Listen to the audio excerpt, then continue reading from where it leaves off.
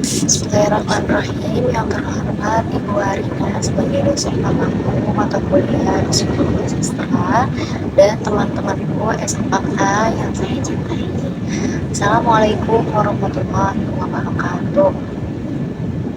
Ya, nama saya Agustin Masari. Di sini saya sebagai perwakilan dari kelompok kami, kelompok 3, untuk mempresentasikan informasi bawah sadar pada psikologi sastra. Di sini saya dengan kawan-kawan saya Muhammad Rizal dan ada saya sendiri dan Fitra. Di sini saya sebagai moderator yang menjadi jalannya presentasi ini.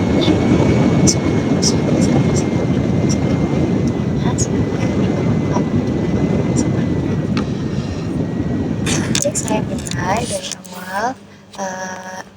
Latar belakang transformasi bawah sadar merupakan sebuah konsep yang mendalam dalam psikologi yang menggambarkan proses di mana individu dapat mengubah pikiran dan perasaan dan perilaku mereka melalui akses dan kelapisan pikiran yang tersembunyi di luar kesadaran mereka. Hal ini memungkinkan individu untuk meningkatkan keseimbangan tubuh dan otak, mengaktifkan insting dan mengembangkan keseimbangan hidup. Hal ini, teman-teman, memungkinkan individu untuk meningkatkan keseimbangan tubuh dan otak dan mengaktifkan insting mereka dan mengembangkan keseimbangan hidup. Konsep ini telah menjadi fokus penelitian dan eksplorasi dalam upaya untuk memahami bagaimana pikiran bawah sadar mempengaruhi tindakan dan keputusan seseorang. Dengan pemahaman yang mendalam tentang transformasi bawah sadar diharapkan dapat memberikan wawasan yang berharga bagi pembaca dalam mengoptimalkan potensi diri dan mencapai perubahan positif dalam kehidupan sehari-hari. Di sini kami akan menjelaskan 3 rumusan masalah. Yang pertama, apa yang dimaksud dengan alam bawah sadar, dan yang kedua, apa itu kekuatan bawah sadar, dan yang ketiga, apa yang dimaksud dengan transformasi bawah sadar, teori-teori terkait, teknik-teknik yang dapat digunakan, dan faktor-faktor serta manfaat-manfaat yang mempengaruhi proses transformasi ini. Kemudian, mengapa kami harus menuliskan makalah ini? Tujuan penulisannya yang pertama untuk mengetahui pembahasan tentang alam bawah sadar, dan yang kedua mempelajari dan memberikan informasi mengenai kekuatan bawah sadar, dan yang ketiga menjelaskan makna transformasi bawah sadar serta rincian-rinciannya. Baik.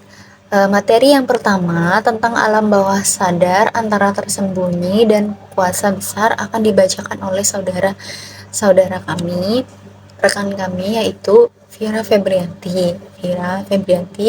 Waktu dan tempat saya persilahkan. Dalam pembahasan alam bawah sadar antara tersembunyi dan kuasa besar. Alam bawah sadar juga dikenal sebagai pikiran bawah sadar atau ketidaksadaran, merupakan lapisan pikiran yang terdiri dari proses mental yang tidak terjadi secara sadar dan tidak ada dalam kesadaran diri seseorang. Pikiran bawah sadar ini memiliki peran penting dalam pengembangan diri dan juga pengaruhnya dapat sangat kuat terhadap tindakan dan keputusan seseorang tanpa disadari. Menurut Margiguwowic, sekitar 88% dari tindakan kita dilakukan secara otomatis oleh pikiran bawah sadar, sementara hanya 12% tindakan yang dilakukan oleh pikiran sadar atau conscious mind. Alam bawah sadar adalah suatu bagian dari pikiran yang berorientasi di luar pemahaman sadar kita, tetapi memiliki pengaruh yang luar biasa pada pilihan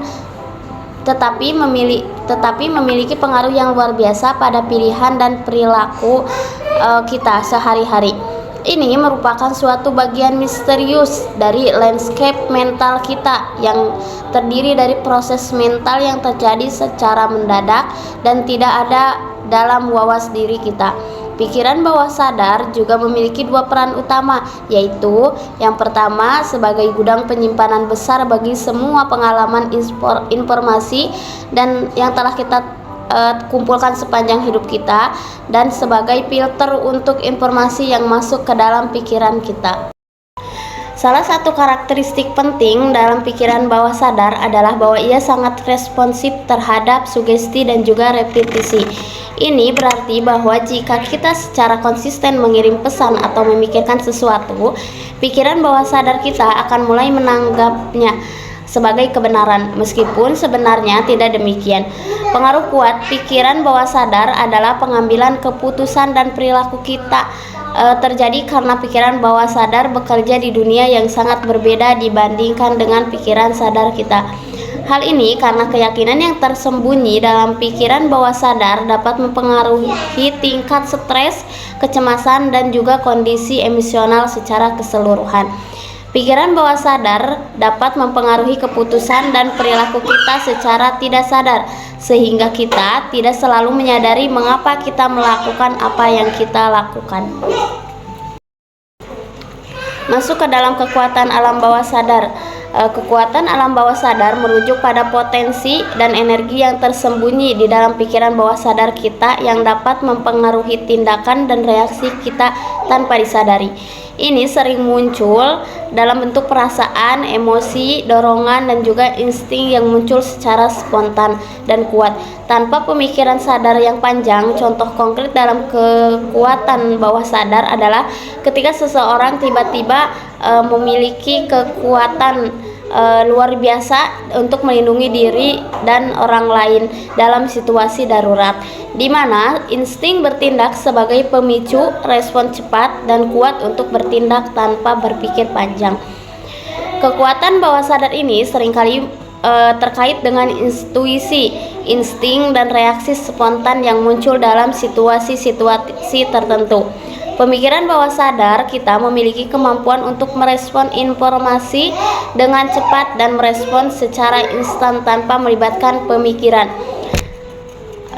sadar yang panjang. Selain itu, kekuatan bawah sadar juga dapat mempengaruhi pikiran bawah sadar kita menyimpan berbagai pengalaman, keyakinan, dan nilai-nilai yang dapat mempengaruhi cara kita berpikir dan bertindak dalam kehidupan sehari-hari. Dengan masalah intuisi, memperkuat insting dan memahami dorongan-dorongan yang muncul dari pikiran bawah sadar, kita dapat mengoptimalkan potensi diri kita dan mencapai kesuksesan dalam berbagai aspek kehidupan. Pembahasan selanjutnya yaitu transformasi bawah sadar. Transformasi bawah sadar adalah proses di mana seseorang mengubah atau mengelola pikiran, perasaan, dan dorongan yang berada di luar kesadaran mereka.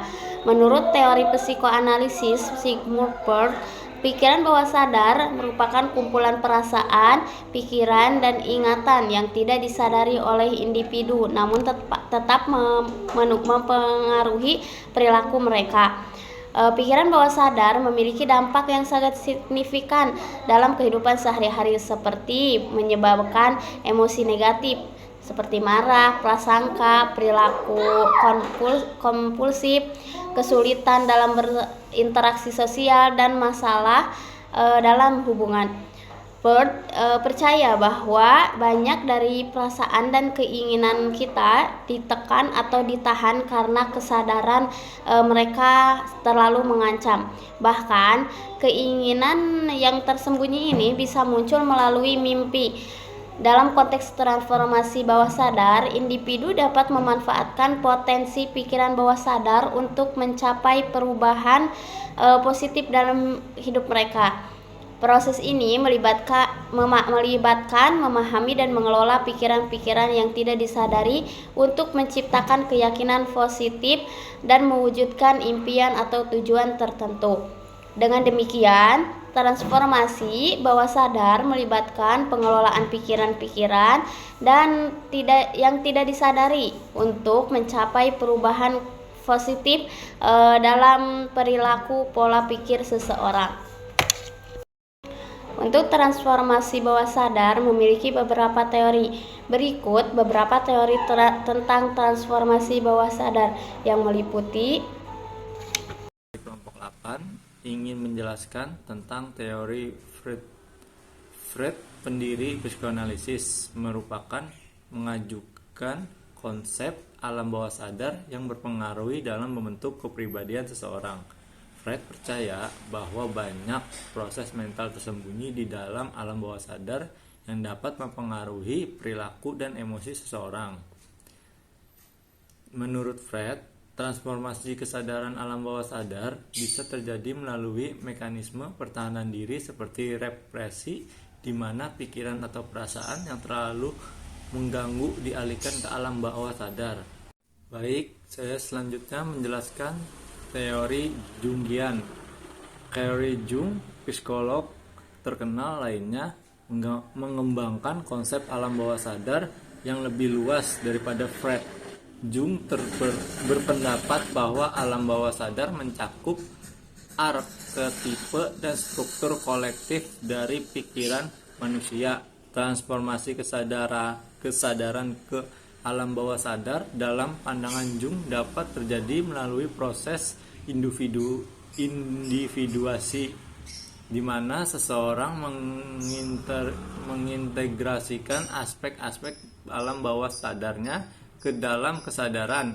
Teori transformasi bawah sadar Carl Gustav Jung mengatasi bagaimana pikiran bawah sadar yang tidak disadari dapat mempengaruhi perilaku dan keputusan individu. Selanjutnya saya akan menerangkan tentang teori Jacques-Lacan. Teori transformasi bawah sadar.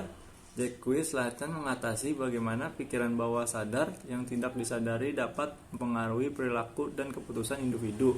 Lacan mengadopsi mereparasi model ketidaksadaran yang terstruktur seperti bahasa dan Claude Lévi-Strauss. Lacan mengatasi bahwa alam sadar adalah bagian dari memori yang sulit diakses, sedangkan subjek psikoanalisis adalah struktur yang tercetak pada memori ini. Slide selanjutnya saya akan membacakan atau menerangkan tentang teknik atau pendekatan yang digunakan untuk mengakses alam bawah sadar. Poin pertama, hipnosis. Hipnotis ini adalah seseorang memasuki keadaan relaksasi yang memungkinkan akses lebih mudah ke alam bawah sadar. Dengan bimbingan seseorang, terapis atau menggunakan rekaman hipnosis, individu dapat menerima sugesti positif atau instruksi yang bertujuan untuk mengubah pola pikir atau perilaku yang tidak diinginkan. Poin yang kedua, visualisasi dan imajinasi. Teknik visualisasi dan imajinasi melibatkan membayangkan situasi atau hasil yang diinginkan dengan detail yang jelas dan emosi yang kuat. Dengan merasakan dan memvisualisasikan keberhasilan dan pencapaian yang diinginkan, seseorang memprogram pikiran bawah sadar mereka untuk mendukung tujuan tersebut. Poin yang ketiga, afirmasi. Afirmasi adalah pernyataan positif yang diucapkan secara berulang-ulang dengan tujuan mengubah pola pikir bawah sadar. Dengan mengulangi afirmasi positif tentang kepercayaan diri, kemampuan, atau pencapaian yang diinginkan, seseorang dapat memperkuat keyakinan diri dan mengubah pandangan negatif menjadi positif. Poin yang keempat, terapi sugestion. Terapi sugesti melibatkan memberikan saran atau instruksi positif kepada seseorang dalam keadaan relaksasi atau hipnosis. Poin yang kelima, terapi kognitif. Terapi kognitif berfokus pada mengidentifikasi dan mengubah pola pikir negatif atau tidak sehat yang mendasari perilaku yang tidak diinginkan. Slide selanjutnya saya akan menerangkan transformasi bawah sadar memiliki faktor-faktor yang dapat mengendalikan alam bawah sadar. Yang pertama, pikiran dan fisik. Transformasi bawah sadar dipengaruhi oleh faktor pikiran dan fisik. Poin yang kedua, keseimbangan otak. Melatih keseimbangan otak antara otak kanan dan otak kiri juga merupakan faktor yang mempengaruhi alam bawah sadar. Yang ketiga, emosi dan perasaan. Emosi dan perasaan yang intens dapat mempengaruhi transformasi bawah sadar. Yang keempat, pola pikir dan lingkungan. Pola pikir, masyarakat dan lingkungan juga dapat mempengaruhi transformasi bawah sadar. Baik teman-teman, sudah sampai kita pada materi akhir, sudah selesai juga pembacaan atau penjelasan dari rekan-rekan kami dari Vira serta Muhammad Nizar yang sudah dijelaskan tadi, yang sudah disampaikan tadi tentang alam bawah sadar. Saya di sini akan membacakan kesimpulan. Kesimpulan dari materi ini, transformasi bawah sadar adalah proses yang mendalam dalam mengembangkan diri yang memungkinkan individu mengubah pikiran, perasaan, dan perilaku mereka dengan lebih baik. Dengan melakukan transformasi bawah sadar, individu dapat mengembangkan kekuatan alam bawah sadar, mengaktifkan insting, dan mencapai keseimbangan hidup.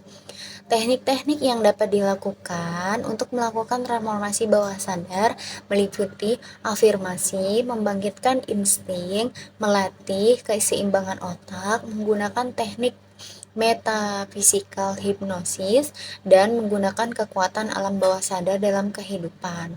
Dengan pemahaman yang mendalam tentang transformasi bawah sadar, individu dapat memanfaatkan potensi diri dan mencapai keberhasilan dalam hidup sehari-hari. Semoga dengan adanya makalah ini yang telah kami susun dapat memberikan manfaat kepada pembacanya. Terima kasih. Sekian dari kelompok kami. Kurang lebihnya kami memohon maaf. Assalamualaikum warahmatullahi wabarakatuh.